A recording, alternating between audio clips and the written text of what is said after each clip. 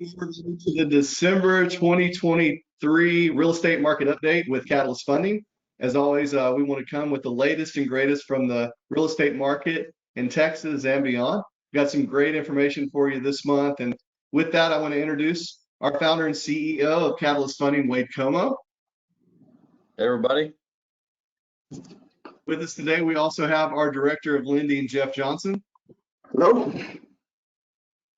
And we have a special guest today with Priority Settlement Group of Texas, Priority Title. We have the Texas Director of Sales, President of Sales in Texas, Michael Schwartz. Hey, what's going on, everybody? So I'll turn it over with a little disclaimer to the guys to dive into the market update. And I know Wade will give a little background on our partnership that we have with Priority. We enjoy working with the team there. But before we get started, I do want to offer a disclaimer, and that is that this presentation is for general information only. No information or documents or estimates here represent any financial determination on your investment performance. Basically, what we're saying is this information is for your benefit, but any information that you may utilize for your real estate investing journey, we would not be held liable for that, but we do hope this benefits you greatly. So with that being said, let me kick it over to the guys for this month's real estate market update.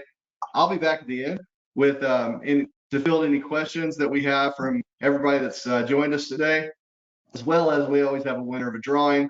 And so I'll be back with that at the end. But for now, here's the guys with the real estate market update. All right. Next slide, please.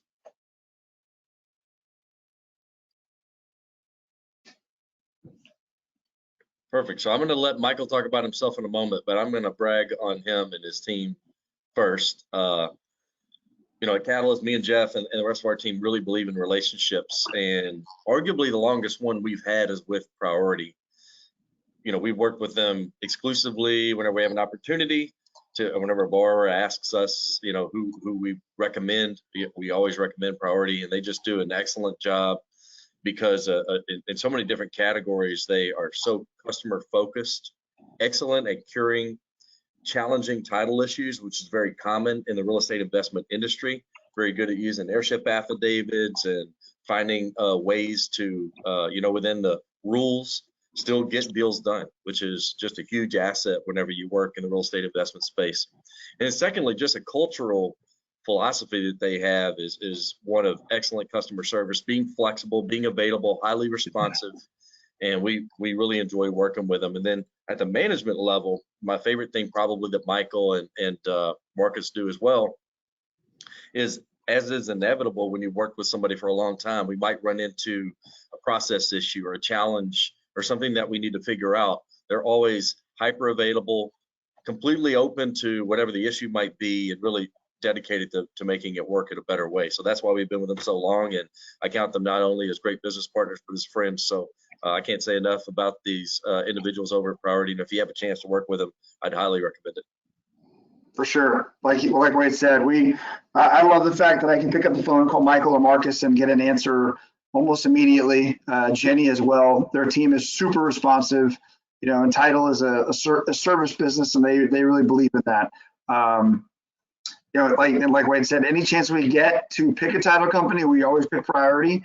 And if you're an investor or maybe a wholesaler, I highly recommend you picking them as well. They can handle, obviously, owner-occupied type stuff, but they are really good at investment properties as well. They work in that space. So literally anything you need title, I can't recommend those guys enough.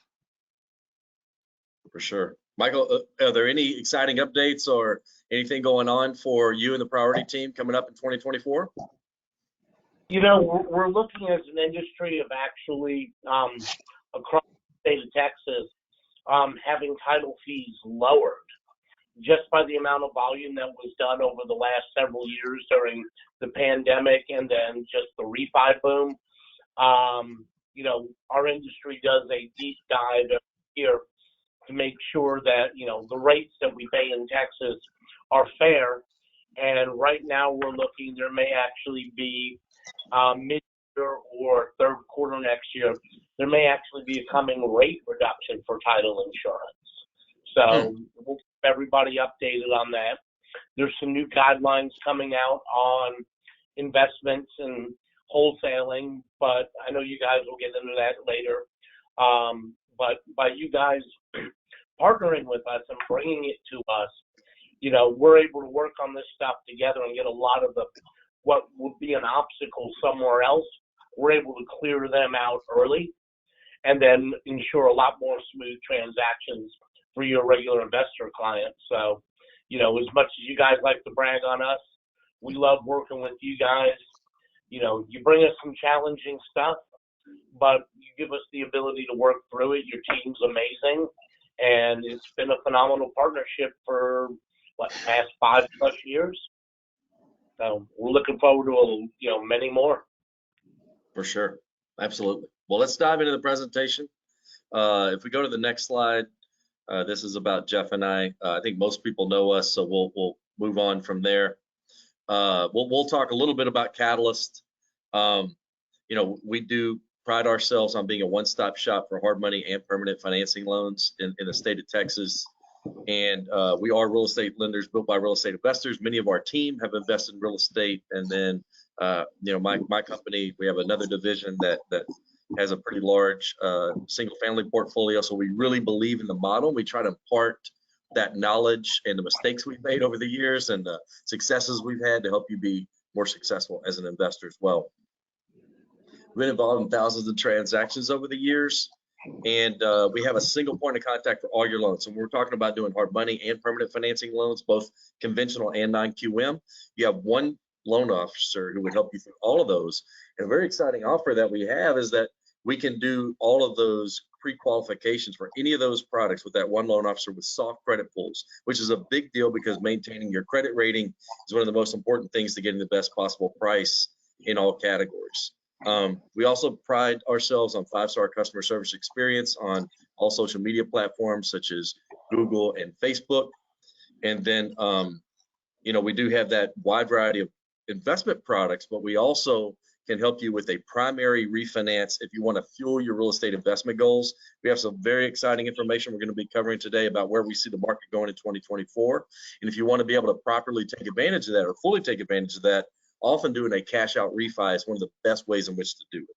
And we can help you out with that as well, with that same soft credit pull, get you qualified for all those different products.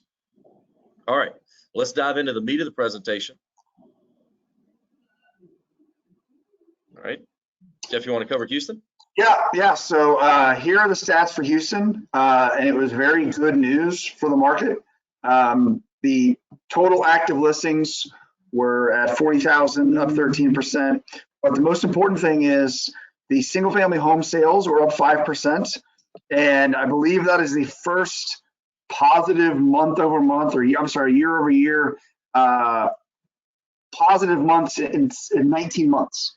So Houston is really starting to, I won't say recover is the right word, but Houston is really starting to buzz. Like I said, first time in 19 months they've had positive sales month year over year.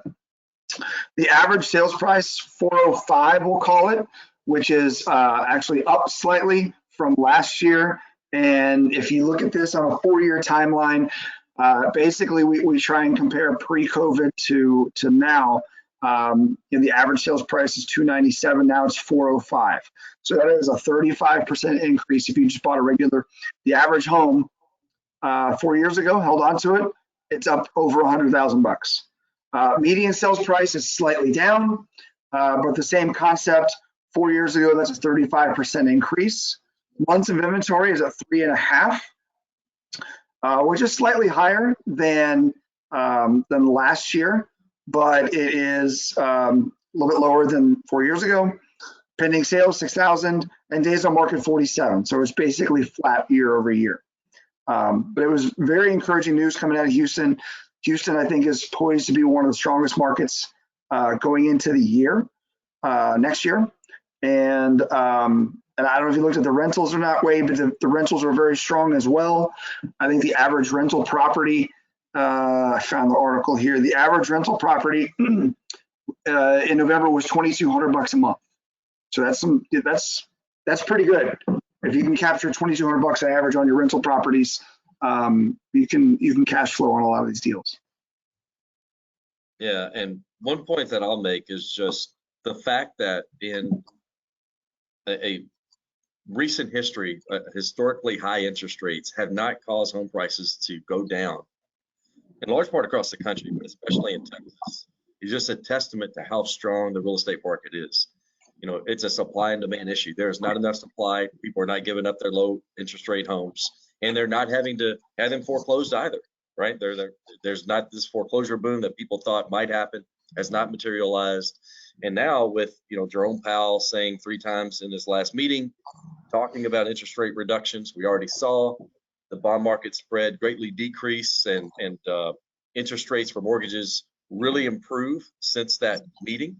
A lot of prognosticators are predicting additional federal interest rate reductions. So there's a lot of momentum right now, and the fact that home prices have not gone down whenever rates were really, really high compared to the last 20 years is a great indication of where the market will go as rates start to come down. So I think everybody sees a lot of positive momentum for not only Texas real estate, but probably across the country as well. So it's very exciting that the market did not go down in that environment. And, Jeff, you were talking about how we're kind of flat year over year. But if you look back at that normalized market where days on market were 59 in November of 2019, that was a normalized market. We're at 47, and then also shorter on months of inventory. So still better today than a normalized market back in 2019 as far as just the velocity is a really exciting number for Houston overall. And Yeah. Michael, what are you seeing in Houston? I know you guys do a lot here. Anything anecdotal or on top of that? No, our numbers, they line up with yours. Houston right now is probably the shortest number of days on market. Properties are just, compared to, like markets where I sit in Austin, where we're at about 75 days on market right now, which is one of the longest sales cycles in the last 23 years here. It's amazing. The trajectory for Houston is just, it's almost straight up. So rates come down a little more, and I think it's just going to be off to the races. Yeah, it's funny. Like Texas is always the steady Eddie, right? It's not, doesn't have a lot of big ups and downs, and I'd say Houston is the steadiest of the major metros typically. Like it doesn't have the big ups, did not have the big up that Austin did for sure in the height of COVID. Did not have the big increase that Dallas is continuing to have, which we'll see in a moment, but definitely very steady and rarely has any pull down. So it's great because of that. Next slide. Next slide. So as I mentioned earlier, Dallas, Dallas is definitely, whenever you look at that average sales price from pre-COVID, up 57% on average, up 50% on median. That's just an amazing success story. And Dallas is there's a lot of competition between Houston and Dallas, as we all know, but there's no arguing the fact that Dallas has had the most appreciation in the state. Like it's just been enormous. And the average income in that Dallas area, whenever we look at that from the affordability index, the average incomes up in Dallas are just stunning as well. Having so many major corporations move in there, the success story is just incredible. But as you go through these metrics, you do see a couple of things. The days on market versus November 2019, very strong.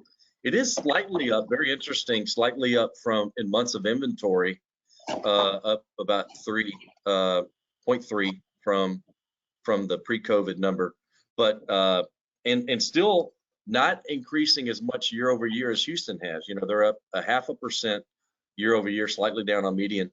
Whereas if you go back and look at Houston, up 1% on average, down a little bit as well on the median. But overall, a great success story in Dallas. And I don't see a lot of the momentum slowing down because all of the supply metrics are still very, very strong in months of inventory and days on market. Dallas, no. If you go back to the previous, what I thought was interesting is if you go back to the previous slide for a second, I always like to compare, because when things were going nuts, like I always like to look at total active listings relative to sales. And so in Houston, we're talking about Houston's a pretty good market. You have 6,000 sales versus 41,000 listings. If you go to the next slide, back to Dallas, 5,600 sales, but only half the listings. So in Dallas, you put a property on the market, it's flying off the shelf relative to Houston. Houston's pretty good. So the Dallas market, the acceleration or velocity, whatever you want to call it, is higher than everybody else by a good chunk. Way higher than Houston, higher than San Antonio, higher than Austin. Properties are still flying off the shelves in Dallas relative to the rest of the state. So I know some exciting news for your group, Michael. Not necessarily just on the market, but you guys are really pushing into the Dallas area. Tell us a little bit about that. Yeah, so Marcus and I were pretty calculating guys.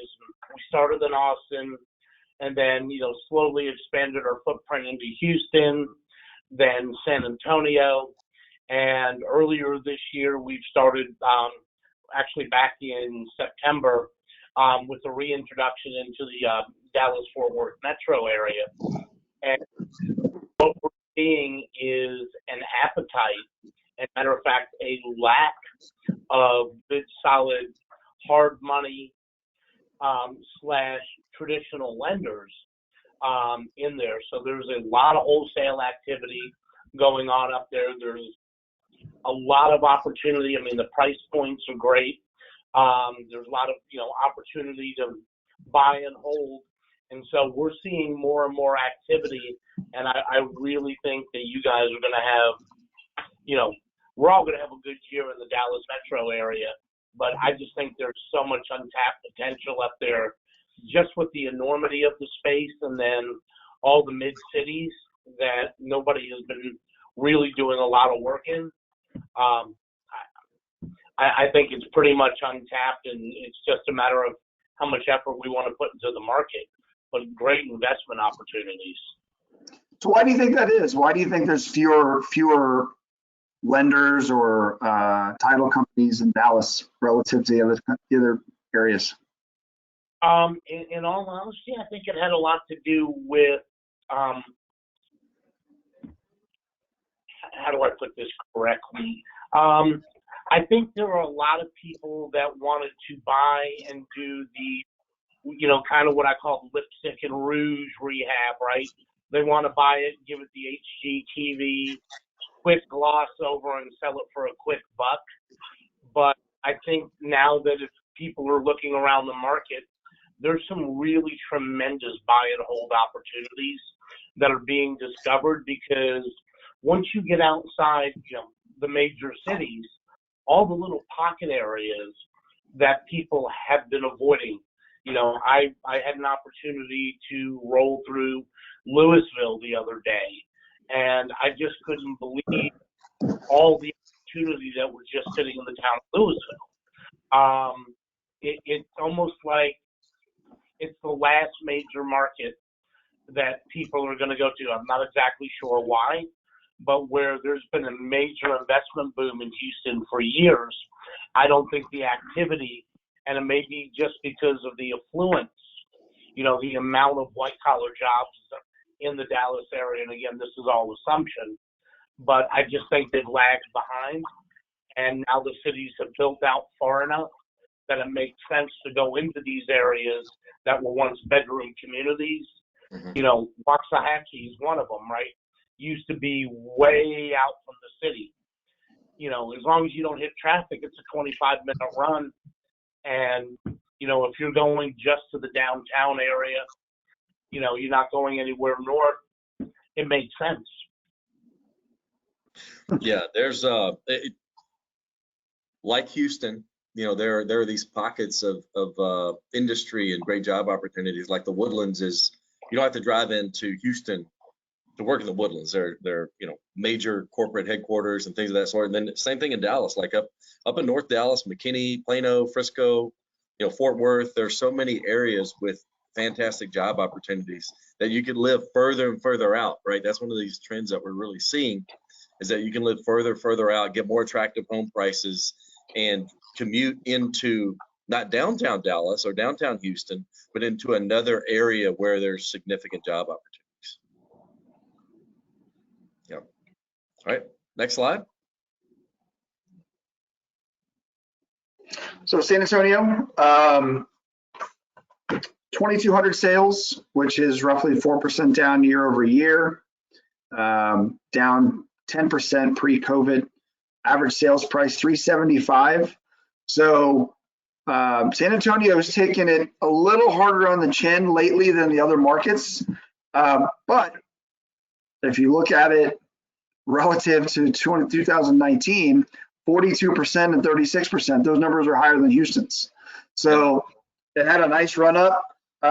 It's fallen back a little bit more than Dallas and Houston, but over the long haul, 4 years, that's a 42% increase, 263 to 375. That's a big number. Median sales price barely down, so it's pretty flat year over year. Months of inventory 4.5. That's creeping up. That is the highest in the state. And 70 days on market, like you were saying, Michael, with Austin, 70 to 75. There's not much difference in San Antonio and Austin on the days on market. So things are slowing down.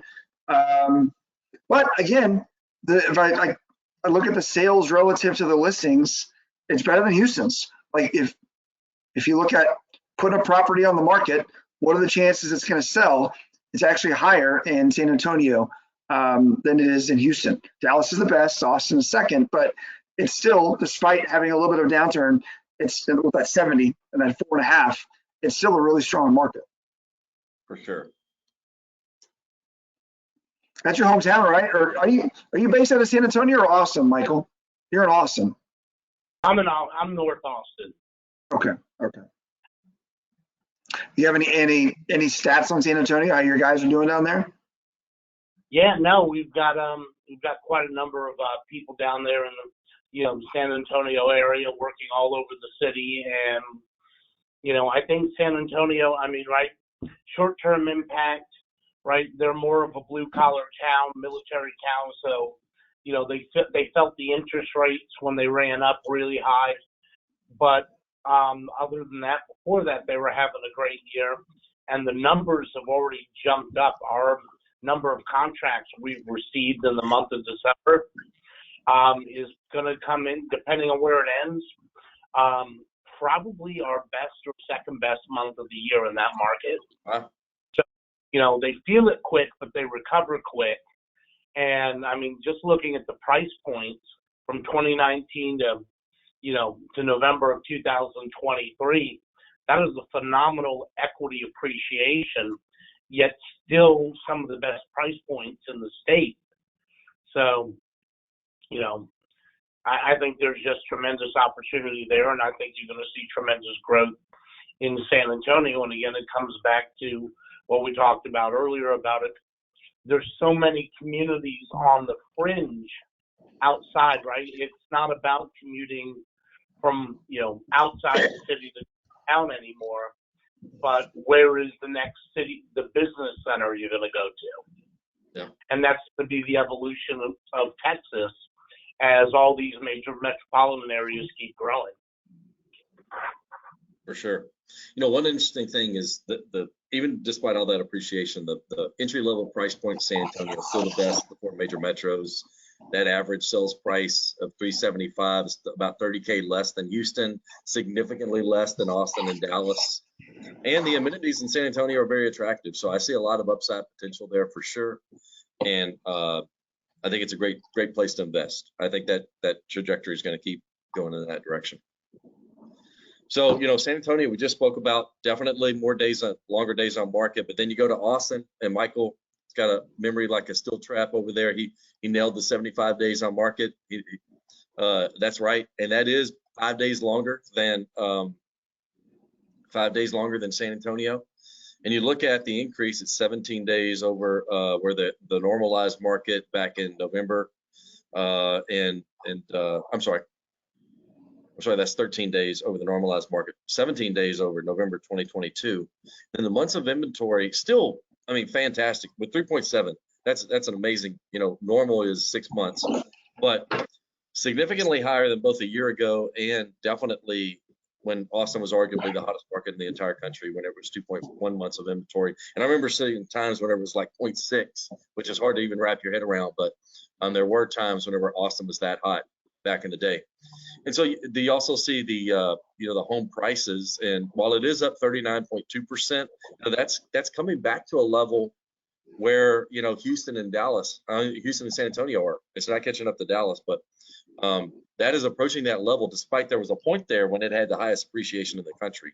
So that coming down 9.3% on the median year over year. That Austin was definitely the city that had that most rapid growth and had the most opportunity for correction, where we could see that. We like, hey, this is just a little bit too much, too fast, and it did come down and normalize.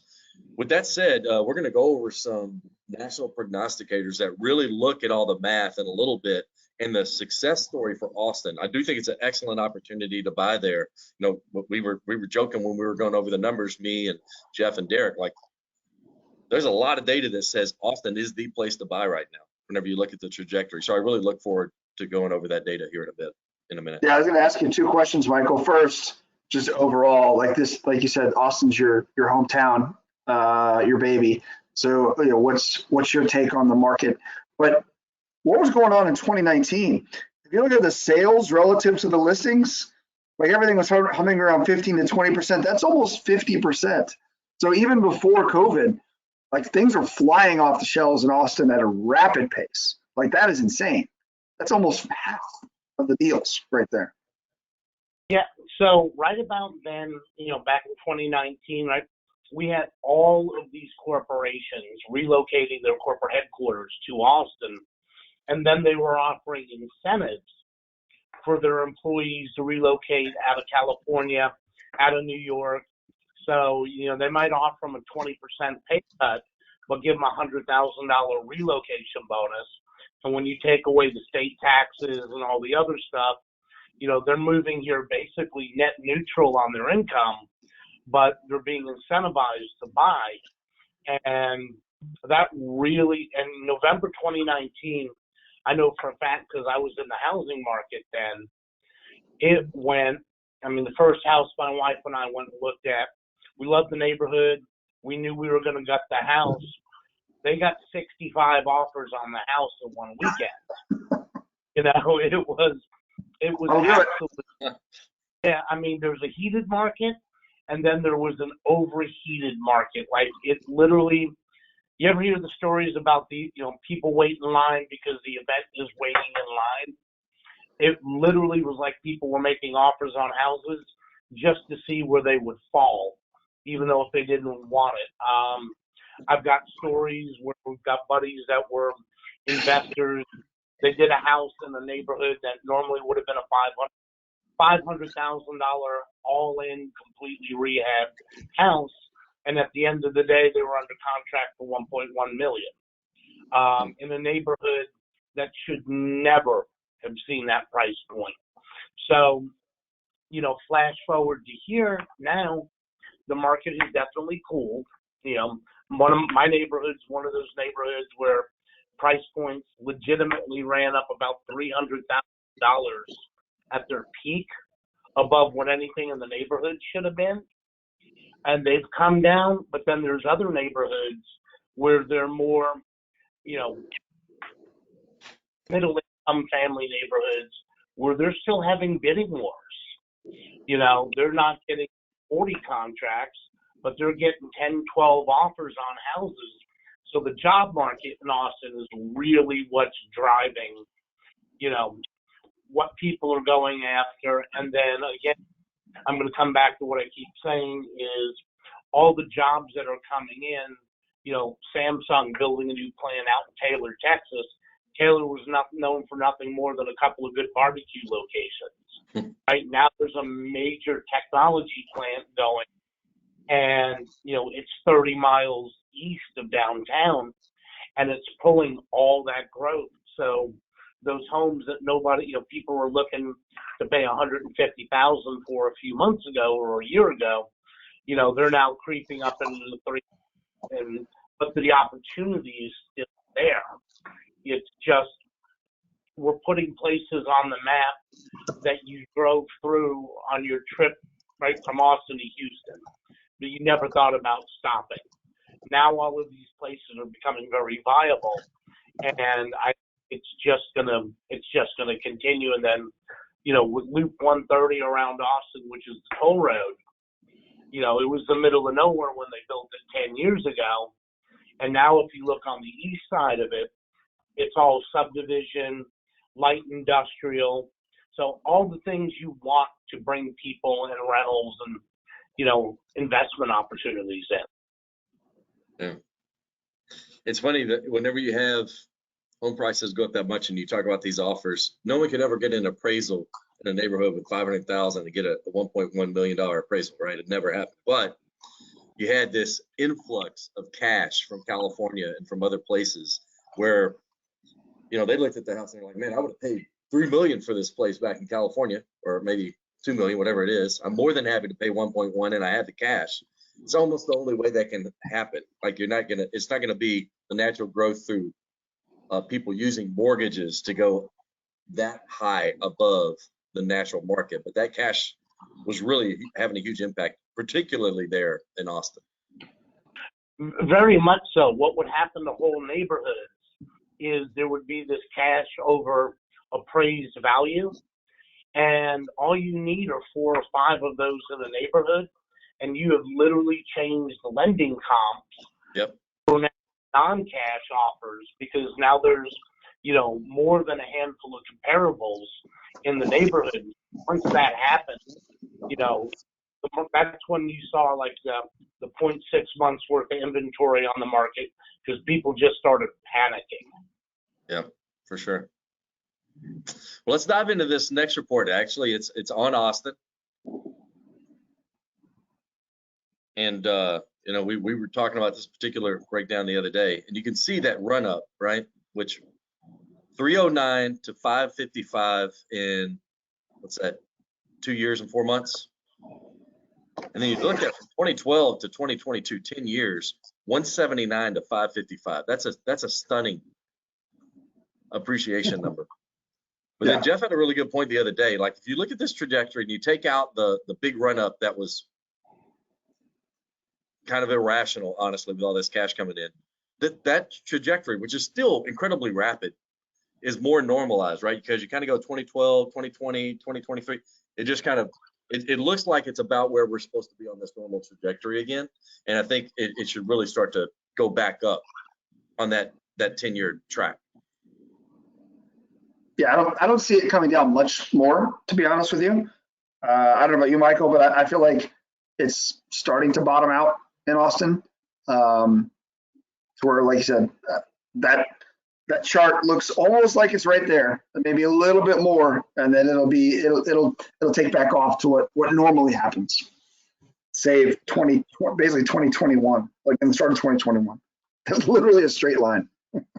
Yeah. No, I agree with you guys, right?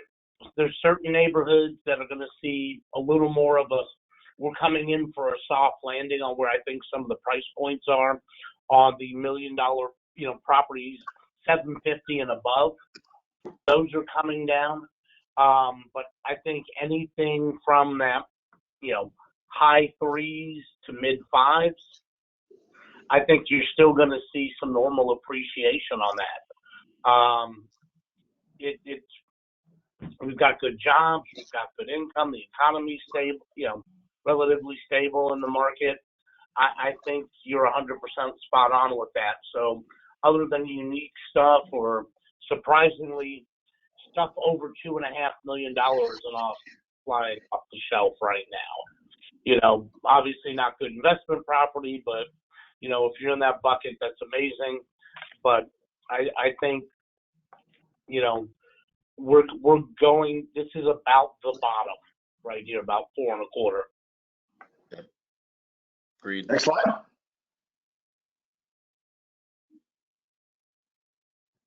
So I'll just read this and then you guys can comment on it. But they did a study where it's the markets with the most pent up housing demand going into next year relative to the national level. And a lot of the economic indicators here that they use make sense. So number one, returning buyers. And what that means is people that were priced out of the market due to prices and interest rates that are now coming back in because They anticipate lower interest rates. They can afford a home now relative to where it was, say, the last year. Lower home price appreciation. So, like we said, Austin was the only market that did not really appreciate. So this is right up their alley. More renters who can afford to buy a median home priced. Austin has a great job market. A lot of young people live there going from University of Texas. So they start out renting. They make a good living because it's a good economy. They rent, but they have the ability to afford to buy. More potential sellers, a larger decrease in remote workers, more affordable listings for first-time buyers, strong job growth, which I think definitely Austin has, fast income growth, most high earner millennial renters moving into the area, and a low crime rate. But if you look at this, Austin, DFW, and Houston make up 3 of the top 6. So if you are a real estate investor, I think now is the time before these things maybe start coming to fruition and prices start going back up. Now is a great time to get into some of these deals while the prices are still low. Absolutely. Yep. If we go to the next slide, we can deep dive a little bit more. It actually shows the data for some of these. I think it's pretty interesting. Some of the statistics that jump out at you is the share of returning buyers there in Austin. 5.1% is the highest of the major metros in Texas, and much higher than the average for the United States. The home price growth, you can see Austin down 7.7%. All these other markets, none of them are negative. Austin is the only one, but it's because of that crazy run up. You would rarely see such a rosy prediction for a group that's gone down, a city that's gone down 7.7%. But I think it's because it was such a huge run up, and then the dynamics are still really strong there. Let's see, a couple other things that jumped out at me.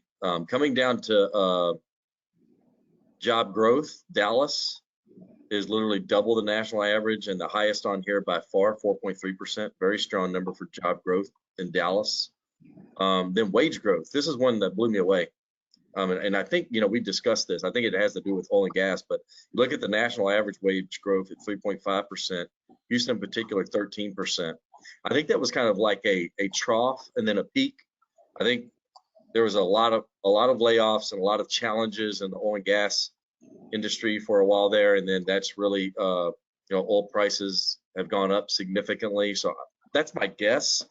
I don't know why else that would be so significant for Houston whenever you look at wage growth in Austin in particular, which is relatively flat. I do think Austin has a heavy tech focus, so there are a lot of stressors in the tech industry whenever rates went up, because a lot of the money that flows into tech is very risky money. So it requires a lower free money rate, and whenever the free money rate goes up, there's a lot of stress in venture capital and different things like that. So I knew that there are a lot of layoffs in tech, so that does make a little bit of sense. But the 13% for Houston there is pretty incredible on wage growth.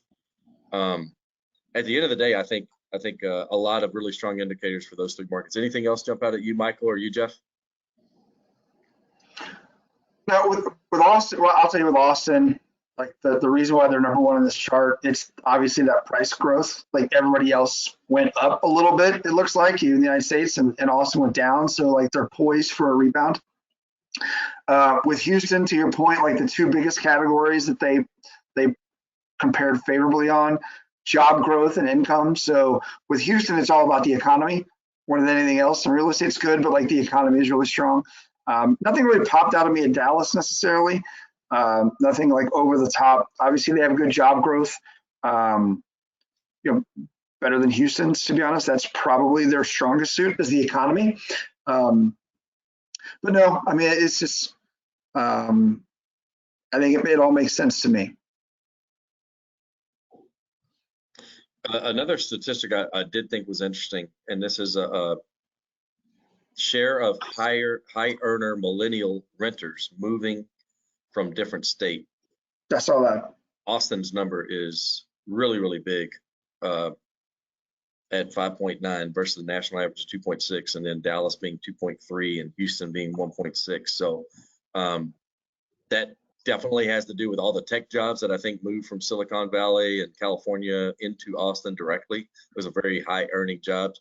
I think there are a lot of people moving into Dallas and Houston. I've seen those statistics, but not necessarily that high earner millennial that is a very high probability of buying a home in the not too distant future. Yeah, I was gonna say, I'm surprised that Dallas isn't higher than that. Maybe next year, because I know they have a lot of plans to bring people over. Maybe next year when they actually come over, that number will change. But yeah, I think that makes, for Austin for sure, that makes sense. Next slide, please. More NAR data for Jeff. All right, so I'll run through this. So Lawrence Yoon, who is the chief economist, 4.7 million existing homes will be sold.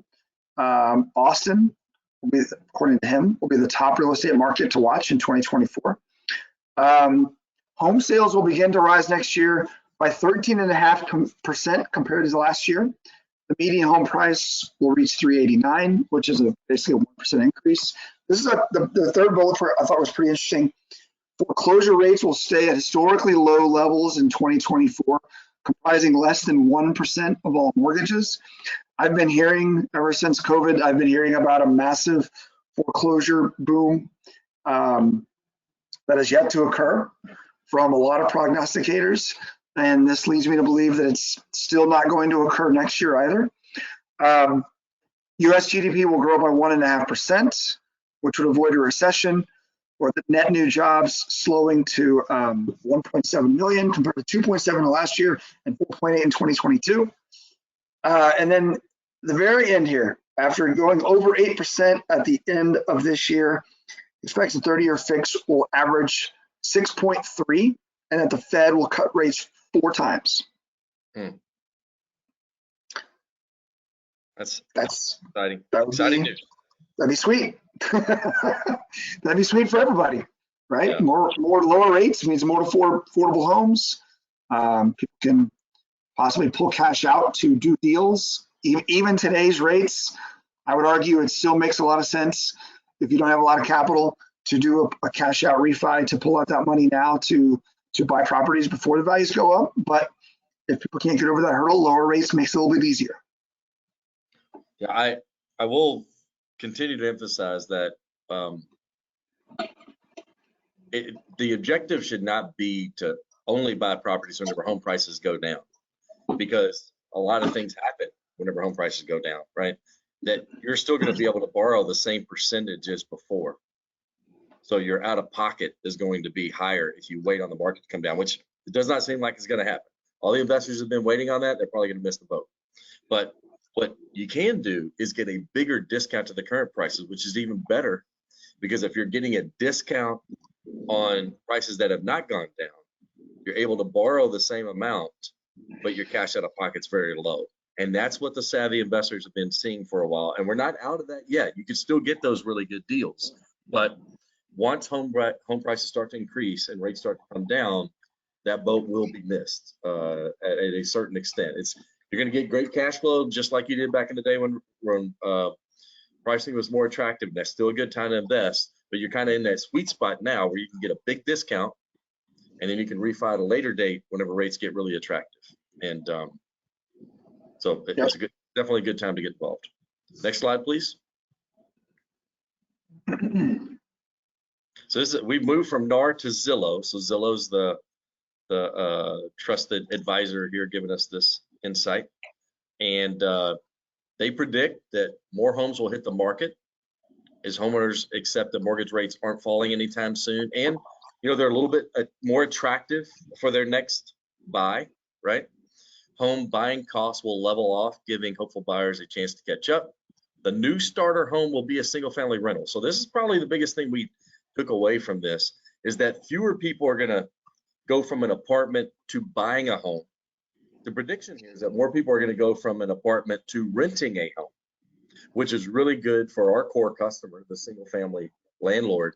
And it really makes a lot of sense, because you hear a lot about how much buying a starter home has gone up in price. The home prices are higher in general, interest rates are higher. There's a lot of factors that make it tough for that home buyer. And the government is making a lot of efforts to give people positive credit for their credit ratings with building credit through rentals, right? So there's a lot of momentum in this area to make that single family rental more of a viable option for people. And I really see that happening going forward as well, which is going to bump up the rent rates as we go over time.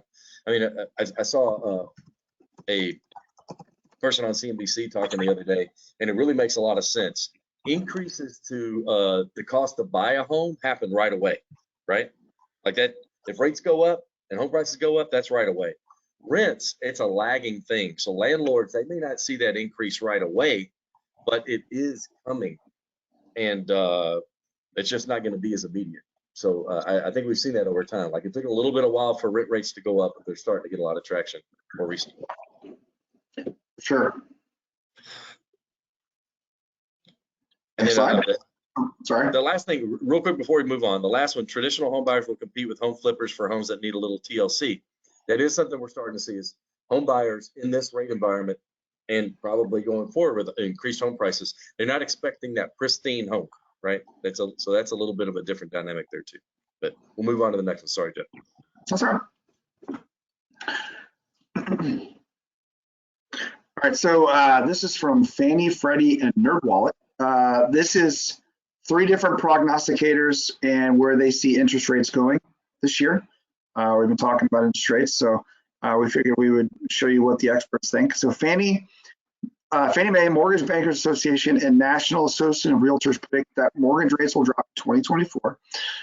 Fannie, now this is the average rate per quarter. So it's not like a point in time. It's just saying, okay, if I look at January 1 to March 31, what's going to be the average rate? Now Wade, I think, pointed out that I believe this came out right before Powell said they were going to be aggressive next year with the rate drops. Yeah. So I wouldn't be surprised if this were to happen today. These numbers would be lower. But Fannie had 7.1, 7.69, and down to 6.7. MBA had it dropping a lot more rapidly, all the way down to 6.1 by the end of the year, so a full point. And NAR had it dropping a point, just starting at a much higher clip at 7.5, down to 6.3. So, like I said, I believe this was done right before Powell mentioned that they were going to be a little more aggressive with dropping rates this year. So I would not be surprised if these adjustments would not be even more downward if they were asking today. Yeah, I think these predictions are going to continue to probably gravitate a little bit lower, which is very exciting. Yeah. Next slide.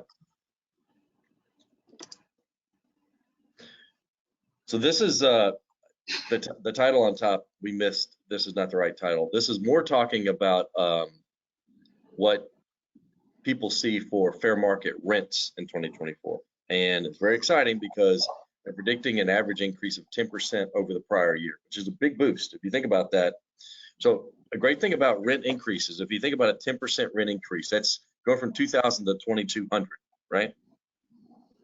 So that's a 10% increase in the total rents, but it's not a 10% increase in cash flow. If you were making $200 before, now you're making double, right? So that's a very important thing to keep in mind. Your cash flow in that situation is 100% greater, even though the rents may only go up 10%. So some of these numbers are very exciting. And you look at some areas, the percentage change. Dallas predicted to be 11%. Houston only predicted to be 4%, which is an interesting. I'm not sure what all bakes into that, but I did see that. San Antonio, 12%. That's exciting for San Antonio for sure. San Antonio and Dallas are right there, and I did not see also on this particular report, but overall 10% is it sounds like a good number, but whenever you translate it to cash flow, it's a far more exciting. It's just 1 year as well. Yeah. Like 10% of the year is a pretty big jump. We've been talking about that for a while.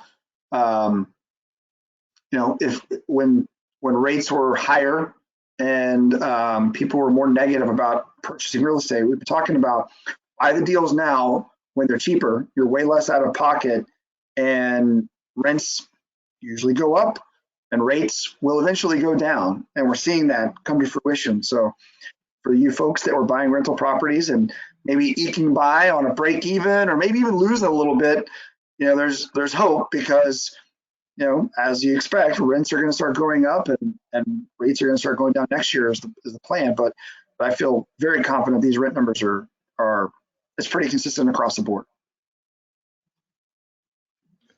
Anything, any gut that you're getting from investors or any feedback you have, Michael, in that cash flow space? I know they're obviously a little bit less today than they were when the rates were super low, but what are you hearing investors are seeing from the cash flow perspective? Any feedback? Nothing negative. I mean, our month over month and year over year investor purchase versus owner occupied purchase is up about 22%. There are just a lot of people realizing the opportunity to make money, with rental property. And I'm not talking STRs, I'm talking traditional long-term 2-year leases. Our buy and hold clientele is just continuing to grow. In Austin, while Austin's not the hottest market right now, if you go 45 minutes north of us to Killeen, Temple, Belton, the price points have been on a nice move up there. With all the military and then the expansion of the base and the facilities such as hospitals, the ability to be recalled, the officers happen to be within 45-minute drive of the base. All of those are really taking properties that, weren't really attractive from a cash flow standpoint. And a lot of people now are being able to make, quite a bit of return on them. So we're seeing a big increase up that way. Sure. All right. Good points.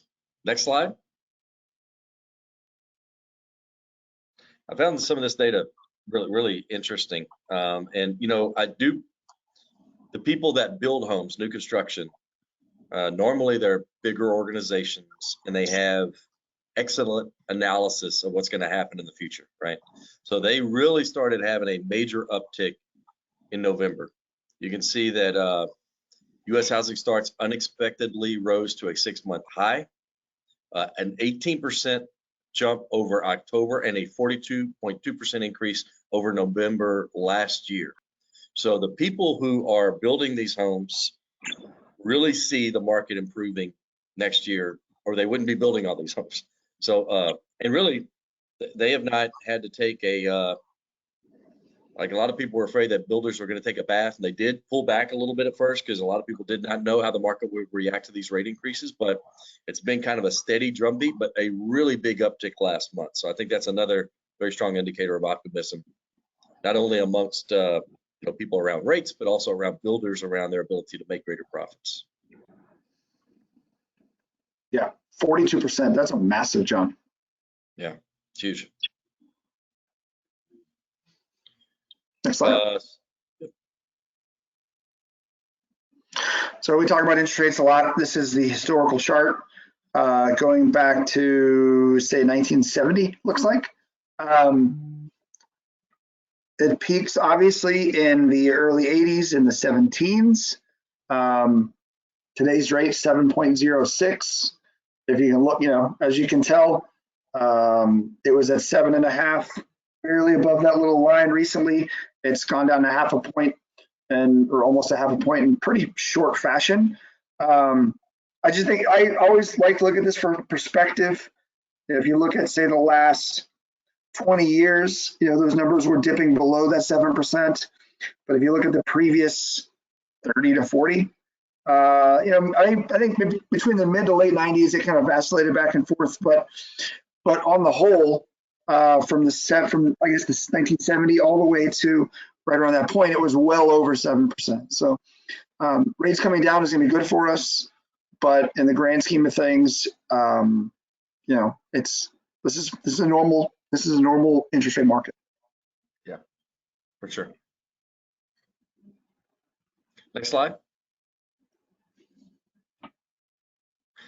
Another big reason that people like Lawrence Yun earlier, the NAR economist, and people in general really see or explain how home prices did not come down in this higher rate environment than we'd had in several decades, and why they anticipate things being very positive going forward. It's just, you can see the number of homes being built. This blue line, if you look from 2010 to 2020, it was lower than basically any of these previous decades. It was just amazing whenever you look at the population line, which is the yellow line, you know, going up so exponentially, you know, being around 160 million to now 330, something of that sort, but building fewer homes. Like, it's hard to wrap your head around how that even happens, right? That you're building so many fewer homes whenever there's more than double the population. But that is one of the big reasons why investing in real estate is going to be such a positive thing going forward. It's just scarcity, supply and demand.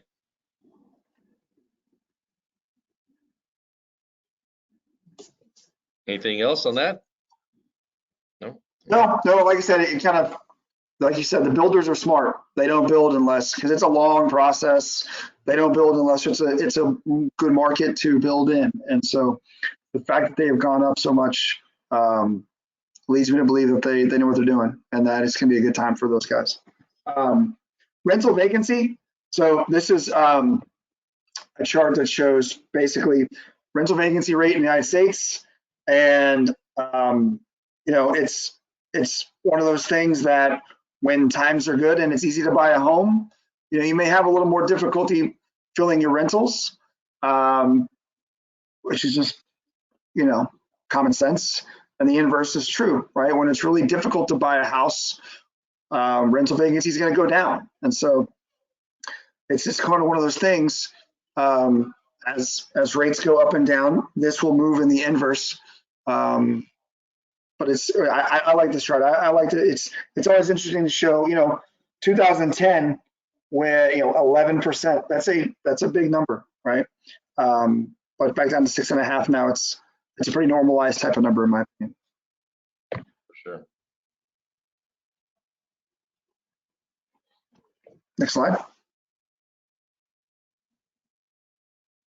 Yeah, so this is something we always cover, the affordability index. And you know, if you look at the progression over time, we're trying to show, we do a lot of things pre-COVID. We do last year, kind of year-over-year data. But you look at the affordability index back in November of 2019 to now, and arguably the biggest mover is really Houston. You know, it was the 26th least affordable city back in November of 2019.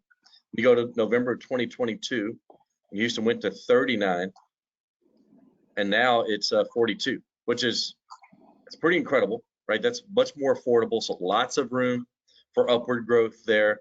Dallas, 21 to 29 to 25, so still, I mean, if you think about the amenities in Houston and Dallas versus, you know, the other top 5 cities up there that are exponentially less affordable, that's a great success story. You got a lot of areas outside of Dallas, you know, these other ancillary cities nearby, Fort Worth, Irving, Arlington, all highly affordable and great income there. San Antonio, 55 to, let's see, 60, and then 67. So significantly more affordable versus the rest of the country. And then Austin, you know, Austin was actually 29, less affordable than, more affordable than Houston relative to the income back in the day, but that has flipped a little bit. Now Austin is one of the less affordable of the major metros. So that's a little bit of an inverse there for Austin. But all of the above, whenever you think about the amenities and the draw and the job opportunities and everything, on par with the Miamis, LAs, Newarks, New Yorks, and Miami, Floridas of the world. And still, like, it's shocking. I love how Newark slipped in there. I'm not sure why Newark is such a hot spot. It's so unaffordable, but yeah, it is. That's funny. I think when I see this, like when I look at this chart, I look at the bottom numbers down there. Like I don't remember who it was talking to, but they're talking about markets. Markets get too expensive to become good rental markets. Like they price themselves out at some point.